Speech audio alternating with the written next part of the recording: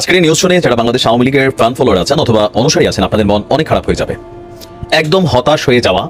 আবারও নির্বাচনে এবং তারা এরকম একটা হুমকি ইতিমধ্যে দিয়েছে, যেটি আমরা গণমাধ্যমে দেখেছি যে প্রয়োজনে বাংলাদেশে একটি বড় ধরনের যুদ্ধ যদি করতে হয়, আওয়ামী লীগ সে যুদ্ধ লাগাতে প্রস্তুত আছে। গণঅভ্যুত্থানের মুখে পতন হওয়া এবং ভারতে পালিয়ে যাওয়া শেখ হাসিনা বাংলাদেশে বা বাংলাদেশের রাজনীতি থেকে আবার ফিরে আসতে পারেন। দর্শক শ্রোতা, এখন আমি আপনাদেরকে প্রমাণ সহ 3টা ভিডিও ফুটেজ পর্যায়ক্রমে দেখাবো। দয়া করে 3টা ভিডিও ফুটেজই মনোযোগ সহকারে শেষ পর্যন্ত দেখবেন। দর্শক, ভিডিওতে একটা লাইক করে দিবেন, আপনার মূল্যবান মতামত কমেন্ট সেকশনে লিখে যাবেন, চ্যানেলে নতুন হলে অবশ্যই চ্যানেলটি সাবস্ক্রাইব করে দিবেন। দর্শক শ্রোতা, চলেন আমরা 3টা ভিডিওর প্রথম ভিডিওটা দেখে নেই। আজকের এই নিউজ শুনে যারা বাংলাদেশ আওয়ামী লীগের ফ্যান ফলোয়ার আছেন অথবা অনুসারী আছেন, আপনাদের মন অনেক খারাপ হয়ে যাবে, একদম হতাশ হয়ে যাওয়া, বা নেত্রী আমাদেরকে ছেড়ে বিদেশ পালিয়ে গেছে, কোনো খোঁজ খবর নিচ্ছে না, বাংলাদেশে আমরা কেমন আছি, এই যখন পরিস্থিতি ছিল ওই সময়টাতে ফেসবুকে আপনি দেখবেন যে আওয়ামী লীগের নেতাকর্মীরা কোনো পোস্ট করেনি, সমন্বয়কদেরকে নিয়ে কোনো কথা বলেনি, ডক্টর ইউনূসের ইস্যুতে কোনো ধরনের কথা বলেনি। কিন্তু হুট করেই যখন একটা ফোন কল ভাইরাল হলো যে খুব কাছাকাছি আছি, চট করে ঢুকে যাব, এরপর থেকেই সরব হয়েছে আওয়ামী লীগের নেতাকর্মীরা। আর এরপর একের পর এক আশাব্যঞ্জক ফোন কল ভাইরাল অথবা আওয়ামী লীগের অফিসিয়াল ভেরিফাইড ফেসবুক পেজ থেকে নানান ধরনের বক্তব্য আমরা দেখছিলাম যে শেখ হাসিনা বাংলাদেশে আসবেন, স্বেচ্ছায় তিনি আইনকে মোকাবেলা করবেন, পাশাপাশি নির্বাচন আওয়ামী লীগ করবে। সজীব-ওয়াজেদ জয় বলছিল যে খুব দ্রুত নির্বাচন দেওয়া দরকার, দিলে আওয়ামী লীগ নির্বাচনে নিরঙ্কুশ বিজয় অর্জন করবে। এতটুকু পর্যন্ত আওয়ামী লীগের নেতাকর্মীদের মধ্যে একটা সাহস ফিরে আসছিল, শক্তি ফিরে আসছিল, অনেকে লেখালেখি শুরু করে দিছিলেন যে নেতৃত্ব আসবে। কিন্তু এর মাঝখানে খুবই খারাপ খবর হচ্ছে, টাইমস ম্যাগাজিনকে দেওয়া সাক্ষাৎকারে সজীব-ওয়াজেদ জয়ের বক্তব্য যেটা আসছে যে নির্বাচন আসলে শেখ হাসিনা করবেন কিনা তিনি এখনো সিদ্ধান্ত নেয় নাই। তো এই মুহূর্তে মানসিকভাবে যথেষ্ট বিধ্বস্ত তিনি। আরেকটা মূল কারণ হচ্ছে সম্ভবত মার্কিন যুক্তরাষ্ট্রের চাপে হোক বা I don't know what ever পেছনে কি হচ্ছে, বা কূটনৈতিক স্বার্থে হোক, ভারতের পরিকল্পনা হোক, আওয়ামী লীগের পরিকল্পনা হোক, ভারত থেকে এই মুহূর্তে কিন্তু শেখ হাসিনা মধ্যপ্রাচ্যের কোনো এক দেশে যাচ্ছেন। বেশিরভাগ তথ্য বলছে তিনি আরব আমিরাত মানে দুবাইতে থাকবেন, আবার নাও যাইতে পারে, কারণ গণমাধ্যমের খবরের উপর অনেক কিছু এখানে ডিপেন্ড করে। তো যাই হোক, এই অবস্থায় অন্তর্বর্তী সরকারের কাছে দ্রুত নির্বাচনের যখন দাবি জানাচ্ছে বিএনপি সহ একাধিক রাজনৈতিক দল, আবার নির্বাচনে বিএনপির মহাসচিব মির্জা ফখরুল ইসলাম আলমগীর বলছেন আওয়ামী লীগকে ব্যান করা উচিত না, নির্বাচনে আসা উচিত, তবে বিচার করা হবে। এই আলোচনাগুলোর মধ্যে ঠাস করে আজকের আপডেট হচ্ছে এমন পরিস্থিতিতে শেখ হাসিনা নির্বাচন করবেন কিনা তা এখনো শিওর না। তার ছেলে সজীব-ওয়াজেদ জয় মার্কিন সাময়িকী টাইমস ম্যাগাজিনের সাথে দেওয়া এক সাক্ষাৎকারে বলছেন মা এখনো নির্বাচনে লড়ার বিষয়ে কোনো সিদ্ধান্ত নেননি। তাহলে এতদিন যে আমরা শুনলাম, এখন গণমাধ্যমে কখন কোনটা আসে সেটাই হচ্ছে একটা মিস্টেরিয়াস বক্তব্য।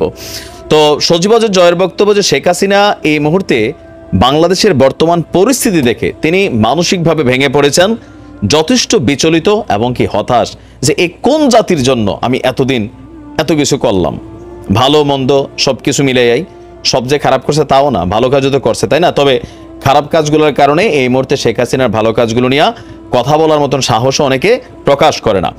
তো কেন হতাশ? বলা হচ্ছে যে গত 15 বছরে তার সব কঠোর পরিশ্রম এক প্রকার ব্যর্থই হতে চলছে। তো নির্বাচনে নিজের অংশগ্রহণের বিষয়ে কোনো সিদ্ধান্ত এই মুহূর্তে তিনি নেননি। আর বলা হচ্ছে তো জয় করবে কিনা, যদি শেখ হাসিনা না আসে তাহলে জয় আসবে, এটা তো আওয়ামী লীগের জন্য একটা আশা ভরসা। বিএনপির যেমন ছিল বেগম খালেদা জিয়ার নিয়ে আশা ভরসা শেষেই যে তারেক জিয়া আগামী দিনের রাষ্ট্রনায়ক, ভবিষ্যৎ নায়ক, বা তিনি দলটাকে কন্ট্রোলও করছেন।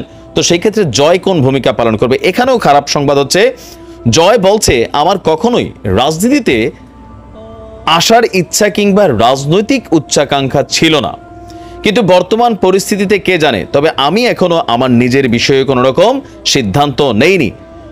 তো আপনারা সিদ্ধান্ত নেন নাই, সামনে নির্বাচনের জন্য আপনি কথা বলেন হুটহাট, এই জন্য জয় ভাইরে বলি উল্টাপাল্টা কথা বলেন না, নেতাকর্মীরা হতাশ হবে।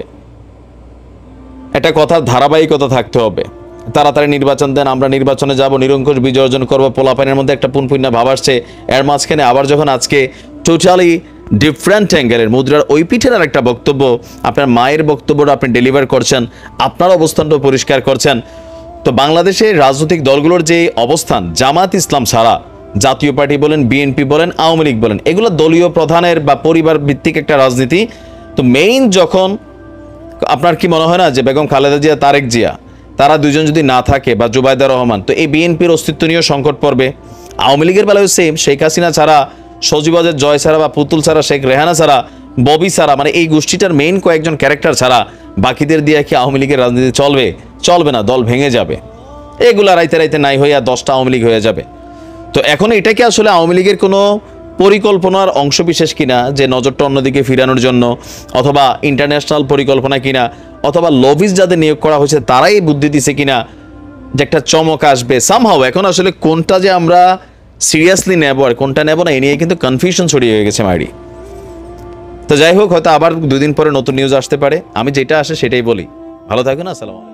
দর্শক শ্রোতা, এই প্রথম ভিডিওটা দেখে আপনার কাছে কি মনে হয়েছে? আপনার মূল্যবান মতামত কমেন্ট সেকশনে লিখে যাবেন। চলেন আমরা দ্বিতীয় ভিডিও ফুটেজটা দেখে নেই। গণঅভ্যুত্থানের মুখে পতন হওয়া এবং ভারতে পালিয়ে যাওয়া শেখ হাসিনা বাংলাদেশে বা বাংলাদেশের রাজনীতিতে কি আবার ফিরে আসতে পারেন? অবিশ্বাস্য এই প্রত্যাবর্তন নাকি কিছুটা হলেও সম্ভাবনা আছে ঘটার। টাইম ম্যাগাজিন এরকম একটা রিপোর্ট করেছে, এবং সেটা কিভাবে হতে পারে, কেন হতে পারে, সেই ধরনের কথা দিয়ে ইংলিশ রিপোর্টার হেডলাইন হচ্ছে, how Bangladesh is ousted leader Sheikh Hasina could stage an unlikely কামব্যাকটা আনলাইকলি, কিন্তু হাউ, সেটা কিভাবে হতে পারে সেই আলাপ আছে। বাংলাদেশের অনেকে এটাকে ট্রান্সলেট করেছে, সেখান থেকে কথা বলবো। তার আগে আরেকটা খবর একটু এখানে যুক্ত করে রাখা দরকার। পাশাপাশি সময়ে খবরটা এসছে, শেখ হাসিনা ভারত থেকে এবার অন্য কোনো দেশে যাচ্ছেন, সম্ভবত মধ্যপ্রাচ্যের কোনো দেশে। এরকম একটা নিউজ করেছে মানব জমিন, যেখানে তারা সরকারের মধ্যে থাকা গুরুত্বপূর্ণ এবং বিশ্বাসযোগ্য সূত্রের বরাতে জানিয়েছে, আমেরিকা ভারতের কাছে জানতে চেয়েছিল শেখ হাসিনার পরবর্তী ডেস্টিনেশন কি হবে, তখন নাকি ভারত জানিয়েছে মধ্যপ্রাচ্যের কোনো দেশেই তিনি যাচ্ছেন, এবং এই তথ্য নাকি বাংলাদেশকেও জানানো হয়েছে। আমরা তার এই অন্য দেশে যাওয়াকে মন্দের ভালো বলবো, কারণ আমরা চেয়েছিলাম শেখ হাসিনাকে বাংলাদেশে ফেরত আনা হোক, এবং আমাদের অন্তর্বর্তীকালীন সরকার এই জায়গায় খুব কঠোর ছিলেন। ভারত যদি তাকে অন্য কোনো দেশে পাঠিয়ে দেয়, আমরা তারপরও ভারতকে আসলে দায়ী করতে ছাড়বো না, কারণ এই ভয়ঙ্কর ক্রিমিনালকে বাংলাদেশের হাতে হস্তান্তর না করাটা ভারতের চরম ধৃষ্টতা হবে। কিন্তু যে বলছিলাম মন্দের ভালো, এই অর্থে তিনি ভারতে বসে বসে যেভাবে বাংলাদেশের এই সরকারকে ডিস্টেবিলাইজ করার চক্রান্ত করছেন, নোংরা চক্রান্ত করছেন, সেটা কিছুটা হলেও বাধাপ্রাপ্ত হবে, কারণ দূরে থাকলে এই কাজগুলো তুলনামূলকভাবে একটু কঠিন হবে। যদিও যে কেউ বলতে পারেন এই ইনফরমেশন টেকনোলজির যুগে খুবই ওয়েল কানেক্টেড থাকা খুব কঠিন কোনো কাজ না, কিন্তু মাটিতে বসে থেকে কাজটা যতটা সহজে এবং যতটা এফেক্টিভলি করা যায় সেটা কিছুটা কম তো হবেই। সেই কারণে বলছি মন্দের ভালো। কিন্তু টাইম ম্যাগাজিনের কথা যদি সত্য হয়, ওরা সর্বোচ্চ অনেক সম্ভাবনা আছে তাও বলছে না, আনলাইকলি বলছে, এটা হওয়ার সম্ভাবনা খুব কম। কিন্তু যদি হয় সেই পরিস্থিতি, তাহলে তিনি ভারতে থাকুন আর মধ্যপ্রাচ্যের কোনো দেশে থাকুন, তার জন্য তো দেশে চলে আসা কোনো ব্যাপার না। আসছি টাইম ম্যাগাজিনের রিপোর্টটায়। টিবিএস দ্য বিজনেস স্ট্যান্ডার্ডের ট্রান্সলেশনটা আমার চোখে বেশি মানে প্রাথমিকভাবে পড়লো, সেখান থেকে পড়ছি। আমরা কেন তিনি আসবেন বা কিভাবে আসতে পারেন সেই আলাপে যাওয়ার আগে এই রিপোর্টে 2টো গুরুত্বপূর্ণ কথা আছে, আমি সেই জায়গাটা একটু দেখতে চাই। এখানে সবচেয়ে গুরুত্বপূর্ণ কথা আমার কাছে মনে হয়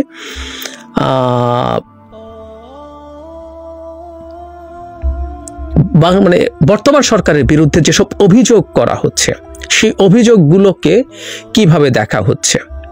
আমি একটু পড়ি। হাসিনার পতনের পর পুলিশ ও সংখ্যালঘুর ওপরে ব্যাপক হামলার অভিযোগ উঠলেও বিশ্লেষকরা বলেছেন এসব ঘটনাকে অতিরঞ্জিত করা হয়েছে। কোনো দাঙ্গা হয়নি, আমরা সাম্প্রতিক সময় বড় আকারের আক্রমণ দেখিনি, বলেন মানবাধিকার সংগঠন হিউম্যান রাইটস ওয়াচের এশিয়া অঞ্চলের উপপরিচালক মীনাক্ষী গাঙ্গুলি। তিনি বলেন আইন শৃঙ্খলা পরিস্থিতি পুরোপুরি ভেঙে পড়েনি। আমরা হিউম্যান রাইটস ওয়াচের এই ভূমিকাটা খেয়াল করি। আমি আবারও পড়ি তিনি কি বলছেন। মানে প্রচুর প্রোপাগান্ডা হচ্ছে, আমরা জানি ভারত সকাল বিকালেই প্রোপাগান্ডা করছে, ভারতের একেবারে সরকারের পক্ষ থেকে এটা হচ্ছে। তিনি বলছেন কোনো দাঙ্গা হয়নি, আমরা সাম্প্রতিক সময়ে বড় আকারের আক্রমণ দেখিনি, আইন শৃঙ্খলা পরিস্থিতি পুরোপুরি ভেঙে পড়েনি। মীনাক্ষী গাঙ্গুলি ক্লিয়ারলি বলছেন। আরেকটা জায়গায় তিনি আওয়ামী ন্যারেটিভকে ডিবাঙ্ক করেছেন। এখানে একটা জায়গায় এরকম, অচলাবস্থা যতদিন গড়তে থাকবেন তাই নতুন বয়ান সৃষ্টি হওয়ার সম্ভাবনা বাড়বে। যদিও জয় তার মায়ের দমন পীড়নের কিছু ভুল স্বীকার করেন, মৃতের সংখ্যা নিয়ে তর্ক করছেন না, তবে তিনি জোর দিয়ে দাবি করেছেন অন্তত অর্ধেক হত্যাকাণ্ড জঙ্গিরা ঘটিয়েছে, যারা সম্ভবত বিদেশি গোয়েন্দা সংস্থা থেকে অস্ত্র পেয়েছিল। তবে জয়ের এই দাবির সপক্ষে বলার মতো কোনো প্রমাণ নেই। মীনাক্ষী গাঙ্গুলি বলেন, আবারও তিনি বলছেন, পুলিশের অতিরিক্ত বল প্রয়োগ এবং আন্দোলন দমনের আদেশ দেওয়ার অসংখ্য ভিডিও রয়েছে। ক্লিয়ার? সুতরাং এখানে আমরা দেখছি যে আন্তর্জাতিক অত্যন্ত গুরুত্বপূর্ণ সংস্থা হিউম্যান রাইটস ওয়াচ বাংলাদেশ সম্পর্কে যে ন্যারেটিভ আওয়ামী লীগ এবং ভারত তৈরি করতে চাইছে সেটাকে ডিবাঙ্ক করছে। এরপরে যে জিনিসটা আমার কাছে ইম্পর্টেন্ট মনে হয়েছে, সেটা মানে একটু খেয়াল করা দরকার, সেটা হলো কয়েকদিন আগে পাঠ্যপুস্তক সংশোধন নিয়ে একটা কমিটি নিয়ে যাওয়া হয়েছে। আমি বলছিলাম যে আমরা এখন অনেকে অনেক কাজ করছি যেগুলোর আসলে পরিণতি ভাবছি না। আমি বলছি না যে আবার ওই ডিবেটে আমি ঢুকছি না, এটা সঠিক কি ভুল, টাইমিং ইজ ইম্পর্টেন্ট। যখন পাঠ্যপুস্তকের কমিটি থেকে সরিয়ে ফেলা হলো দুজনকে অভিযোগের ভিত্তিতে, এই প্রসঙ্গে এটা এখন টাইমে এসছে। আমি প্রায় বলছি যে এই জিনিসগুলো যখন আন্তর্জাতিক মিডিয়াতে আসে, সেই আশাগুলো এক ধরনের ন্যারেটিভ তৈরি করতে সাহায্য করে, যারা এই ন্যারেটিভ তৈরি করতে চায় যে বাংলাদেশ জঙ্গিবাদীদের হাতে চলে গেছে। এখানে বলছে 31 সেপ্টেম্বর ট্রান্সপারেন্সি ইন্টারন্যাশনাল বাংলাদেশ সরকারের পক্ষ থেকে পাঠ্য বই পর্যালোচনা করার জন্য গঠিত একটি কমিটির বিলুপ্তির সিদ্ধান্তকে ইসলামী মৌলবাদীদের সঙ্গে গুরুতর এবং বিপজ্জনক আপোষ হিসেবে আখ্যা দিয়েছে। এর জবাবে ইসলামী সংগঠন হেফাজতে ইসলামের নেতারা এসব উদ্বেগকে ফ্যাসিবাদী বলে নিন্দা জানিয়েছেন। মতবিরোধ তৈরি হওয়ার কথা কিন্তু টাইম উল্লেখ করছে, এবং মতবিরোধ তৈরি হওয়ার যে প্রবাবিলিটি আছে এবং সেই মতবিরোধ হওয়াটা যে এই সরকারের জন্য ঝুঁকির একটা দিক, সেটা তারা রাইটলি আইডেন্টিফাই করেছে। আমাদের এই মতবিরোধগুলো ভালো না, আমরা একটু সতর্ক থাকি, অ্যাটলিস্ট আমাদের টাইমিংটা বিবেচনায় রাখতে বলছি। বাকি আলোচনা আর কখনো করা যাবে। শেখ হাসিনা ফিরতে পারেন কিনা, সেটা কি প্রেক্ষাপটে এবং কেন বলছে, সেটা একটু এই জায়গাটা একটু পড়ি, এটা আমাদের কাজে লাগবে।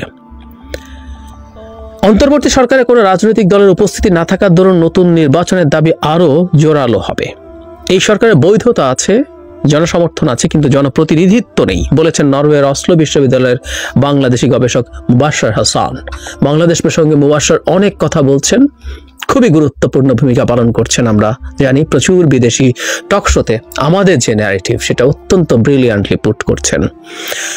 সংস্কারকরা সত্যিই জটিল এক পরিস্থিতিতে পড়েছেন। কার্যকর সংস্কার বাস্তবায়ন করতে এবং দুর্নীতিবাজদের শাস্তির আওতায় আনতে সময় লাগবে, কিন্তু যে দেশে সাধারণ মানুষ অর্থনৈতিকভাবে হিমশিম খাচ্ছে, সেখানে খুব শীঘ্রই জনগণ ধৈর্য হারাবে। রাজনৈতিক অস্থিরতা ও সাম্প্রতিক ভয়াবহ বন্যার কারণে গত সপ্তাহে এশীয় উন্নয়ন ব্যাংক বাংলাদেশের অর্থনৈতিক প্রবৃদ্ধির পূর্বাভাস 6.6% থেকে কমিয়ে 5.1% করেছে। জানুয়ারির নির্বাচনের আগে বিএনপি কর্মীদের বিরুদ্ধে লক্ষাধিক মামলা দায়ের করা হয়েছিল। যুক্তরাষ্ট্রের নির্বাচন অবাধ সুষ্ঠু হয়নি বলে উল্লেখ করেছিল। ট্রান্সপারেন্সি ইন্টারন্যাশনালে 2022 সালের দুর্নীতির ধারণা সূচকে বাংলাদেশ 180টি দেশের মধ্যে ইরানের সঙ্গে যৌথভাবে 147তম অবস্থানে ছিল এবং তালেবান শাসিত আফগানিস্তানের এক ধাপ ওপরে ছিল। এই জায়গাটা থেকে আমরা একটু খেয়াল করি। সংস্কারপন্থীদের আশঙ্কা, দেশকে দ্রুত সংস্কারের দিকে নিয়ে যেতে না পারলে আওয়ামী লীগ আমলের এসব দুর্নীতির স্মৃতি সাধারণ মানুষের স্মৃতি থেকে ফিকে হতে শুরু করবে। উইলসন সেন্টারের সাউথ এশিয়ান ইনস্টিটিউটের পরিচালক মাইকেল কুগেলম্যান হাসিনার প্রত্যাবর্তনের সম্ভাবনাকে উড়িয়ে দিতে পারছেন না। কুগেলম্যান বলেন, হাসিনার প্রত্যাবর্তন বেশ সম্ভব। দক্ষিণ এশিয়ার পরিবারতান্ত্রিক রাজনৈতিক ইতিহাস ঘাঁটুন, দেখবেন পরিবারতান্ত্রিক রাজনৈতিক দলগুলোকে দেউলিয়া মনে হলেও এই দলগুলোকে একেবারে বাতিলের খাতায় ফেলতে পারবেন না। এখানে একটা জায়গায় এসে বলা হচ্ছে আমাদের এখানকার যারা বাংলাদেশি যারা অন্যান্য অ্যানালিস্ট আছেন, তারা আবার এটাকে ঠিক সেভাবে দেখেন না। এখানে মুবাশশারও দ্বিমত করছেন, এবং এখানে আরেকটা জায়গা আছে যেখানে আমাদের খুবই সবার পরিচিত তৃতীয় মাত্রার উপস্থাপক জিল্লুর রহমান, জিল্লুর ভাই এভাবে ব্যাপারটাকে বলছেন। তবে অন্তর্বর্তীকালীন সরকারের কার্যক্রম যদি স্থবির হয়ে পড়ে, তাহলে যে হাসিনার প্রত্যাবর্তনের সুযোগ বাড়বে সে বিষয়ে সবাই একমত। ঢাকা ভিত্তিক think tank centre for governance স্ট্র্যাটেজির নির্বাহী পরিচালক জিল্লুর রহমানের মতে, আগামী দশকে বাংলাদেশের রাজনীতিতে হাসিনা ও তার দলের গুরুত্বপূর্ণ ভূমিকা রাখার কোনো সুযোগ নেই। তবে অন্তর্বর্তীকালীন সরকার ব্যাপকভাবে ব্যর্থ হলে এই প্রেক্ষাপট বদলে যেতে পারে। এখন আসলে ওই জায়গাটা আমরা আসতে চাই। এই যাবতীয় মতগুলো মানে কুগলম্যানের এই আলাপ, আমি মানে কুগলম্যান তো শেখ হাসিনাকে বহু বছর ক্ষমতায় রেখে দিয়েছিল। আমরা যখন গত বছর তার আগের বছর বাংলাদেশ নিয়ে আলোচনা করতাম, তখনই এই কুগলম্যান আসতেন বাংলাদেশ সম্পর্কে এবং দক্ষিণ এশিয়া সম্পর্কে আমেরিকার সবচেয়ে পরিচিত একাডেমিক। তিনি এমনভাবে কথা বলতেন সবকিছু শেখ হাসিনার কন্ট্রোলে আছে। কুগলম্যানের উক্তি নিয়ে আমি নিজেও অনেকবার কথা বলেছি, অ্যানালাইজ করেছি, এবং বেশিরভাগ ক্ষেত্রে তার অ্যানালিসিস আমি পছন্দ করিনি। মানে খুবই আওয়ামী ন্যারেটিভ, ইন্ডিয়ান ন্যারেটিভ, যে ঠিক আছে চাপ আছে, সমস্যা আছে, কিন্তু শেখ হাসিনা টিকে যাবেন, এটা করে এভাবে টিকে যাবেন। এখনো তিনি প্রত্যাবর্তনের বেশ সম্ভাবনা দেখছেন। আমরা তাত্ত্বিকভাবে ধরে নেই যে এই সরকার এখানে অর্থনীতির সংকটের কথা বললো এবং নানা রকম মিসম্যানেজমেন্ট, আমাদের মধ্যে বিভেদ আছে, সেটাও টাইম ম্যাগাজিন এনেছে। দুর্নীতি ছিল, অভিযোগ আছে, কিন্তু যখন নতুন সরকারটা ভালো চলবে না, সেটা আসলে ঝুঁকি বাড়াবে, এটাতে কোনো সন্দেহ নেই। কিন্তু শেখ হাসিনার প্রত্যাবর্তন কি তাতে হবে? বহুদিন বলছি, একটু সাথে যোগ করে রাখি, সরকারকে কিন্তু কেয়ারফুল থাকতে হবে। মানুষের দৈনন্দিন জীবনযাপন যদি স্মুথ না করা যায়, মানুষের জীবনের যুদ্ধকে যদি ঠিকঠাক না করা যায়, যেসব অভিযোগের কারণে শেখ হাসিনাকে পালাতে বাধ্য হতে হয়েছে, সেই জায়গাগুলো রাতারাতি উল্টো করে ফেলতে হবে তা না, কিন্তু দৃশ্যমান পরিবর্তন হতে শুরু করেছে। এটাকে যদি ভিজিবল না করা যায়, তাহলে সরকারের জনপ্রিয়তা কমবে এবং তখন সংস্কার সহ অন্যান্য সবকিছু নিয়ে মানুষের মনোযোগ পুরোপুরি চলে যাবে, এতে কোনো সন্দেহ নেই। কিন্তু শেখ হাসিনা কি ফিরবেন তাতে সম্ভব কোনোভাবে? আমি শেখ হাসিনার প্রত্যাবর্তন একেবারেই অসম্ভব মনে করি। তত্ত্বাবধায়ক সরকার যদি আটারলিও ফেল করে, কুড বি এনিথিং, এই সরকার চলে গিয়ে আরেকটা একই ধরনের সরকার, জাতীয় সরকার, এমনকি সেনাবাহিনীর take over, could be anything. Sheikh Hasina আসছেন না, শেখ হাসিনা ক্ষমতায় তো আসছেনই না, সব যে কোনো অল্টারনেটিভ যে সরকারই হোক না কেন, শেখ হাসিনা বাংলাদেশে ক্ষমতায় এসে না বসতে পারলে এবং আগের মতো নিরাপত্তা বলয় তৈরি করতে না পারলে শেখ হাসিনার পক্ষে বাংলাদেশে এক মুহূর্ত টিকে থাকা সম্ভব না। এই দেশের জনগণ তত্ত্বাবধায়ক সরকারের উপরে ক্ষুব্ধ হয়ে উঠতে পারে, ক্ষেপে যেতে পারে। শেখ হাসিনার প্রতি যে তীব্র বিদ্বেষ, ক্রোধ, ঘৃণা আছে, সেটা মাথায় নিয়ে শেখ হাসিনার পক্ষে বাংলাদেশে এসে সাস্টেইন করা ইজ আটারলি ইম্পসিবল। মুবাশশার একটা কথা বলেছেন রিপোর্টের মধ্যেই, তিনি যেভাবে পালিয়ে গেছেন, যেটা আমরাও বলছিলাম অনেক সময়, সেখানে তিনি এবং তার নেতারাও মৌজমাস্তি করছে। আমরা দেখছি তো কলকাতার পার্কে বসে, স্বরাষ্ট্রমন্ত্রীকে দেখা গেছে, এমন রিপোর্ট আমাদের সামনে এসছে। তার মধ্যে এবং নিম্ন পর্যায়ের নেতাকর্মীদের জীবনে ডিজাস্টার তৈরি করেছে। তার কর্মীরাও তাদের উপরে ক্ষুব্ধ হয়ে থাকার যথেষ্ট কারণ আছে। আর সেখানে বাকি মানুষজন শেখ হাসিনা দেশে আসবেন এবং থাকবেন, এবং শুধুমাত্র তত্ত্বাবধায়ক সরকার ফেল করেছে, ইন্টারিম সরকার, এভাবেই বলি, ইন্টারিম সরকার, ডক্টর ইউনূসের সরকার ফেল করেছে, এই কারণে শেখ হাসিনাকে ওয়েলকাম করবে আগের সব কিছু ভুলে গিয়ে? No way, no way. আমি ব্যক্তিগতভাবে মনে করি শেখ হাসিনাকে সরিয়েই, আওয়ামী লীগ যদি কোনোদিন মনে করে তাদেরকে রাজনীতিতে ফিরে আসতে হবে, শেখ হাসিনাকে সরাতেই হবে। মানে সব পরিস্থিতি থাকলেও ওনার নামটা এত বিভৎস নেগেটিভ হয়ে গেছে দেশের মানুষের মনে, তার এই দলের দায়িত্ব থাকা মানে এই দল ডুবে থাকা, আর কোনোদিন না উঠা। এবং সত্যি বলতে শেখ শব্দটা সরিয়ে ফেলাই আওয়ামী লীগের দিক থেকে বেটার হবে। যাই হোক, সেটা তারা কি করবে তাদের ব্যাপার, কিন্তু শেখ হাসিনার কোনো প্রত্যাবর্তনের ন্যূনতম সম্ভাবনা আমি আসলে দেখি না। কুগলম্যানরাই দেখেন, কুগলম্যানরাও শেখ হাসিনাকে বহুদিন ক্ষমতায় দেখেছেন, 41 সাল পর্যন্ত উনি বলেন নাই, কিন্তু তার কথা টোন সেই রকম ছিল, সেই ম্যানেজড এভরিথিং, এবং উনি থেকে যাচ্ছেন, থেকে যাবেন। সো তার ওই অ্যানালিসিস যেমন ফলেনি, খুব সম্ভাবনা আছে, এমনকি টাইম এরকম একটা হেডলাইনও করে ফেললো, এটা একটু সারপ্রাইজিং। আমি প্রায় একটা কথা বলছি, টাইমের এই রিপোর্টটা নিয়ে আলোচনা করার একটা বড় কারণ হচ্ছে টাইমের মতো পত্রিকা এই যে কিছুটা হলেও সম্ভাবনা দেখানোর চেষ্টা করছে রিপোর্টে, এই ব্যাপারগুলো আমাদের মাথায় রাখতে হবে। এগুলো আওয়ামী লীগের একেবারে যারা অন্তত এখনো মনে করে যে আওয়ামী লীগের সাথে থাকবে, তাদের কিছুটা মরাল বুস্টিং এর চেষ্টা হবে। কিন্তু তার চাইতে জরুরি কথা, টাইমের মতো পত্রিকায় যখন এই ধরনের রিপোর্ট আসে, বিশেষ করে আমাদের দেশের ভেতরে ওই বিভেদের কথা বলছি, যে ন্যারেটিভের কথা বলছি, যদিও টাইমের এটা খুবই ব্যালেন্সড রিপোর্ট, আমাদের এখানে জঙ্গি হিন্দুদের উপর আক্রমণ নিয়ে যেসব ন্যারেটিভ আছে সেগুলোকে মীনাক্ষী গাঙ্গুলি স্ট্রংলি ডিবাঙ্ক করেছেন, কারণ এখানে এসেছিল হিন্দু সম্প্রদায়ের উপর আক্রমণের কথা। কিন্তু তারপরও যখন এইরকম একটা গ্লোবালি অতি এস্টাবলিশড ম্যাগাজিন এই ধরনের রিপোর্ট করে, আমাদের কেয়ারফুল হতে হবে। আমি প্রায় বলছি কথাটা, শেখ হাসিনা আসবে না, কিন্তু এটা এই অন্তর্বর্তীকালীন সরকারের উপরে চাপ যাতে না বাড়ে, অন্তর্বর্তী সরকারের যাতে ব্যর্থ হওয়ার পরিস্থিতি না হয়, সেটা নিয়ে আমাদের সবার খুব সতর্ক থাকা দরকার। দর্শক শ্রোতা, এই দ্বিতীয় ভিডিও ফুটেজটা দেখে আপনার কাছে কি মনে হয়েছে? আপনার মূল্যবান মতামত কমেন্ট সেকশনে লিখে যাবেন। চলেন আমরা আজকের শেষ ভিডিওটা দেখে নেই। আবারও নির্বাচনে, এবং তারা এরকমও একটা হুমকি ইতিমধ্যে দিয়েছে, যেটি আমরা গণমাধ্যমে দেখেছি, যে প্রয়োজনে বাংলাদেশে একটি বড় ধরনের যুদ্ধও যদি করতে হয়, আওয়ামী লীগ সে যুদ্ধও লাগাতে প্রস্তুত আছে। তবুও তারা আগামী নির্বাচনে অংশগ্রহণ করবে, এবং এই হুমকিও দিয়েছে যে আওয়ামী লীগকে ব্যতি রেখে বা বাদ দিয়ে আগামীতে বাংলাদেশে কোনো নির্বাচন হবে না। আপনারা যদি কেউ মনে করে থাকেন যে এটা স্রেফ একটা কথার কথা আওয়ামী লীগ বলেছে, নো, এটি শুধুমাত্র একটি কথার কথা নয়, এটি এই মুহূর্তে বাংলাদেশের জনগণের জন্য বড় ধরনের একটি অ্যালার্মিং এবং বিপজ্জনক বার্তা।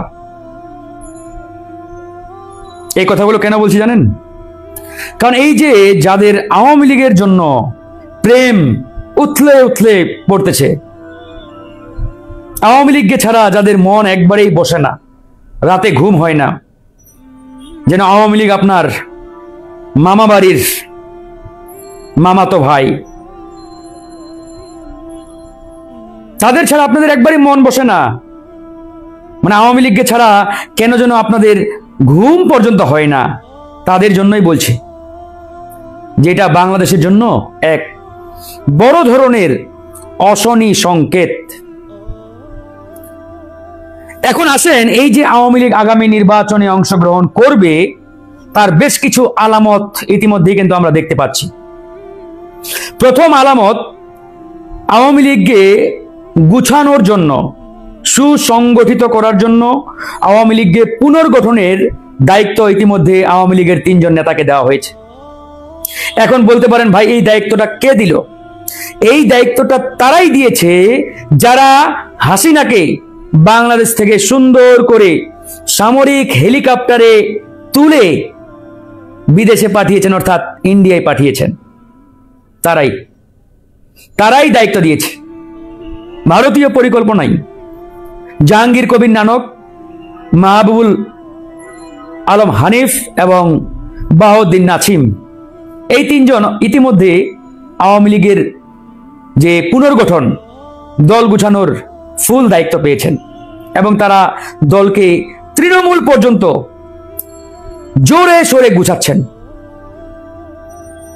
আপনি বা আপনারা বলতে পারেন, ফারুক সাহেব আপনি সবসময় বাড়িয়ে বলেন, অতিরিক্ত বলেন, বা এরকম কিছু মনে হতে পারে, কিন্তু না ভাই, আমি একটা কথাও বানিয়ে বলছি না, বাড়তি বলছি না, কিংবা অতিরিক্তও বলছি না। জাস্ট একটা উদাহরণ আপনাদের দিই, তাহলে আপনি নিজেই প্রমাণ পেয়ে যাবেন। এই যে আপনার এলাকায় যে সকল আওয়ামী লীগের নেতা বিগত 2 মাস ধরে গড়তে ছিল, যাদের নাম, গন্ধ, নিশানা, হদিস পর্যন্ত আপনি জানতেন না বিগত 2 মাস ধরে, সেই আওয়ামী লীগের নেতারা এখন প্রকাশ্যে ফেসবুকে পোস্ট দেয়, প্রকাশ্যে ফেসবুকে লেখে, লাইভ করে, ভিডিও আপলোড করে যে শেখ হাসিনা খুব দ্রুত বাংলাদেশে ফিরে আসছেন, আমাদের নেত্রী বাংলাদেশে আসতেছেন, সবাই প্রস্তুত থাকুন। আবার কেউ কেউ এটাও বলছেন যে মাননীয় প্রধানমন্ত্রী শেখ হাসিনা, অর্থাৎ হাসিনা এখনো বাংলাদেশের প্রধানমন্ত্রী, আওয়ামী লীগের অনেকেই, এবং তারা প্রকাশ্যে পোস্ট করছেন ফেসবুকে, সোশ্যাল মিডিয়ায়। শুধু এখানেই সীমাবদ্ধ নয়, তারা ফিজিক্যালি মিটিং পর্যন্ত করছেন বিভিন্ন এলাকায় সশরীরে। তাহলে তাদের দুঃসাহসটা খুব ছোট মনে হচ্ছে আপনাদের? এই যে আমরা বলছি আওয়ামী লীগ আবার আমাদের উপরে জেকে বসবে, আবার ফিরে আসবে, আমাদের কারণে, অন্য কারো কারণে নয়, আমাদের কারণে, আমাদের দোষে। অনেকে আমাকে নানান কথা বলেছেন তখন, কিন্তু এখন বাস্তবে দেখতে পাচ্ছেন যে আওয়ামী লীগ ফিরে আনার, মানে আওয়ামী লীগকে ফিরে আনার যতগুলো রাস্তা, প্রত্যেকটা রাস্তারা আপনারা ইতিমধ্যে তৈরি করেছেন, ফুল দিয়ে রেডি করেছেন। কিভাবে প্রশ্ন করতে পারেন? এই যে কথাগুলো বলছি, যাদের প্রেম মায়া মহব্বত আওয়ামী লীগের জন্য উথলিয়া উথলিয়া পড়িতেছে, তারাই আওয়ামী লীগকে ফিরিয়ে আনার সকল রাস্তা তৈরি করেছেন। আওয়ামী লীগ যে ঘুরে দাঁড়ানোর চেষ্টা করছে, পুনর্গঠনের চেষ্টা করছে, সেটা কি প্রমাণ আপনারা পান নাই? নাকি এখনো চোখে আপনাদের কালো চশমা পরা, চশমাটা একটু খুলে আপনি আপনার ওয়ার্ড কিংবা ইউনিয়নে খোঁজ নেন, আপনার উপজেলায় খোঁজ নেন, জেলায় খোঁজ নেন, আপনার উপজেলা, জেলা কিংবা ইউনিয়ন পরিষদ কিংবা ওয়ার্ডের যে সকল আওয়ামী লীগের নেতা, ছাতি নেতা, পাতি নেতা, যাদের প্রতাপে আপনি এলাকায় টিকতেই পারতেন না বিগত 17 বছর, যাদের ঠেলায় আপনি এলাকায় টিকতেই পারতেন না, তারা এখন এলাকায় ফিজিক্যালি মিটিং করছে, সশরীরে মিটিং করছে এবং আপনাকে হুমকি পর্যন্ত দিচ্ছে। চিন্তা করে দেখেন। আবার অনেকেই বলছে, আমার কাছে প্রমাণও আছে, আমি একটু দেখাতেও পারি আপনাদের, অনেকেই মাননীয় প্রধানমন্ত্রী জননেত্রী শেখ হাসিনা এভাবে লিখছেন। মানে চিন্তা করে দেখেন, একজন খুনি, প্রতারক, বাংলাদেশকে ধ্বংসকারী, তার চেলা মুন্ডারা প্রকাশ্যে ফেসবুকে লেখার দুঃসাহস কিভাবে দেখাই বলেন? এটা কি আমাদের আপনাদের কারণে নয়? আমি আপনাদের একটু দেখাই, তাহলে আপনারা আরো ক্লিয়ার হয়ে যাবেন। এই যে যারা মনে করছেন যে আওয়ামী লীগ ঘুমিয়ে পড়েছে আর জেগে উঠবে না, নো, আওয়ামী লীগ ঘুমিয়ে পড়ে নাই, এরা জেগে আছে, আর আমরা তাদেরকে ফিরিয়ে আনার রাস্তা তৈরি করে দিচ্ছি। একবারে পরিষ্কার। বাহাউদ্দিন নাসিম, মাহবুবুল আলম হানিফ, জাহাঙ্গীর কবির নানক, তারা কি পরিমাণ জাদরেল নেতা সবাই জানেন। আন্ডারগ্রাউন্ডের মাফিয়া বলা হয় তাদেরকে। তারা ইতিমধ্যে দল গুছানোর দায়িত্ব পেয়েছেন। তার মানে বোঝেন বিষয়টা, এরা ওয়ার্ডের সভাপতি সেক্রেটারি যারা আওয়ামী লীগের ওয়ার্ড পর্যায়ের, তাদের সাথে পর্যন্ত সরাসরি কথা বলছেন এখন, মোবাইলে, টেলিফোনে, অনলাইনে। উপজেলা, জেলা, প্রত্যেকটা ইউনিটের সভাপতি সেক্রেটারি বা দায়িত্বশীল যারা আছে প্রত্যেকের সাথে কথা বলছেন, সাহস দিচ্ছেন যে আমরা আছি পাশেই, মাত্র 150-200 কিলোমিটার দূরে আছি, যে কোনো সময় ঢুকে পড়বো, চলে আসবো। হাসিনা কয়েকদিন আগে বললো না আমি চট করে ঢুকে যাব। অনেকে এটাকে নিয়ে ট্রল করছেন, হাসি তামাশা করছেন, কিন্তু আমি হাসি তামাশা করছি না, কারণ তার এই কথার মধ্যে প্রচন্ড রকম এক অশনি সংকেত আছে আমাদের দেশের জন্য। এগুলো বুঝতে হবে ভাই, নাহলে প্রত্যেকেই বিপদে পড়তে যাচ্ছেন। আমরা প্রত্যেকেই আয়না করে আমাদের জায়গা হবে, আবার কিচ্ছু করার নেই। আপনারা বলবেন আওয়ামী লীগের বিচার দরকার নাই, মাফ করে দিলাম। কেউ কেউ বলবেন তারা ওই নির্বাচনে অংশগ্রহণ করুক, আওয়ামী লীগের নিষিদ্ধের দরকার নাই। তো এতই যদি আওয়ামী লীগের প্রতি মায়া, তা হাসিনাকে আইনা প্রধানমন্ত্রী বানাই দেন, আবার কি দরকার ছিল তাকে বিতাড়িত করার? ভাই, এতই যদি আপনাদের প্রেম মায়া আওয়ামী লীগের প্রতি জেগে ওঠে, তারা আবার এনে সিংহাসনে বসাই দেন। কথাগুলো তো বাধ্য হচ্ছি বলতে। আমরা কি পরিস্থিতি হবে সামনে চিন্তা করে দেখেছেন?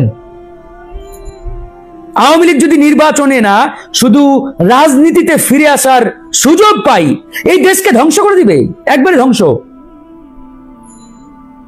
জিয়াউর রহমান সাহেব বাংলাদেশের ট্যালেন্টেড একজন মানুষ, সাবেক প্রেসিডেন্ট।